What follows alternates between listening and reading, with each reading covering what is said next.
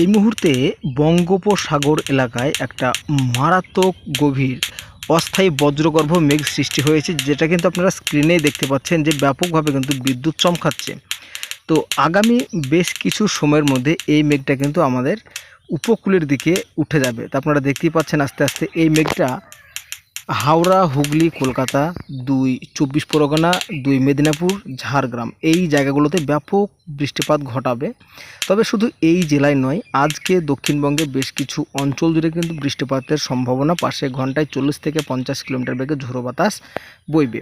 তো আপনারা এই মুহূর্তে পুরো ভিডিওটি দেখুন, তবে কিন্তু আপনারা পুরো ডিটেলসে জানতে পারবেন। চলে আসি প্রথমে আমরা বজ্র এবং বৃষ্টি মুডে। তো বজ্র বৃষ্টি মুডে এসে আমরা যেটা দেখতে পাচ্ছি যে আজকে বিকেল ও সন্ধ্যার মধ্যে হাওড়া, হুগলি, কলকাতা, 2 চব্বিশ পরগনা, 2 মেদিনীপুর এই জায়গাগুলোতে ঘন্টায় 50 থেকে 60 কিলোমিটার বেগে ঝোড়ো বাতাস বয়ে যাবে। পাশাপাশি রয়েছে নদিয়া, মুর্শিদাবাদ, বীরভূম, বাঁকুড়া, পুরুলিয়া এই জেলাগুলোতে কিন্তু বজ্র বিদ্যুৎ সহ ভারী থেকে অতি ভারী বৃষ্টি কিন্তু রয়েছে বেশ কিছু জায়গাতে। তবে ঝোড়ো বাতাসও রয়েছে এই জায়গাগুলোতে ঘন্টায় 40 থেকে 50 কিলোমিটার বেগে। তো এই হচ্ছে আজকের আপডেট দক্ষিণবঙ্গের। উত্তরবঙ্গের ক্ষেত্রেও কিন্তু আজকে বৃষ্টিপাত রয়েছে। আলিপুরদুয়ার, শিলিগুড়ি, গ্যাংটক, কোচবিহার, মালদা সমস্ত জেলাতেই রয়েছে।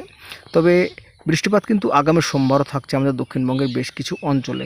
তবে শুধু সোমবার বললে ভুল বলা হবে, এই সপ্তাহব্যাপী কিন্তু আমাদের দক্ষিণবঙ্গে বৃষ্টিপাত রয়েছে, কোথাও হালকা, কোথাও মাঝারি এরকম। তবে আপাতত তাপমাত্রার দিক দিয়ে যেটা আমরা দেখতে পাচ্ছি যে তাপমাত্রার কোনো রকম হেরফের নাই এই চলতি সপ্তাহ বা আজ তো রবিবার, আগামী সোমবার থেকে আপাতত আগামী রবিবার পর্যন্ত তাপমাত্রা কিন্তু কোনো হেরফের নাই। বৃষ্টিপাত কিন্তু চলতে থাকবে আমাদের বাংলা জুড়ে। তো বন্ধুরা, আজকের মতো এই পর্যন্ত সংক্ষিপ্ত আপডেট।